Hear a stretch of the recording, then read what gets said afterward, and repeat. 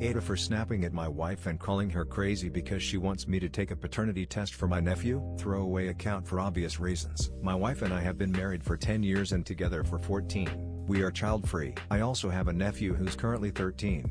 And I'm not going to lie, he looks a lot like me and has a lot of the same facial features as me. I am really proud of him and we have a close bond. I have played a father-like role in his life since he was a kid. He has a deadbeat father, and my sister divorced him long ago. A couple of my family members have commented on how my nephew looks a lot like me, and while I initially thought it was wholesome, my wife for some reason became very insecure and started getting doubts. She was questioning why I needed to play such a prominent role in my nephew's life, why my nephew had autism, etc. The insinuations just became weird and made me uncomfortable. I do agree that my sister has played some part in my wife's insecurities because of her dry humor. During family gatherings, my sister jokes a lot about how wholesome it is that her son looks like me, and that she couldn't be happier. It's obviously a joke, but I spoke to my sister and asked if she could tone it down a bit because it was making my wife a bit crazy. However, last night, my wife asked if I could take a paternity test just for her peace of mind. That's when I finally snapped and called her crazy and that marrying her was the biggest mistake of my life. I did immediately regret saying it because I meant none of it.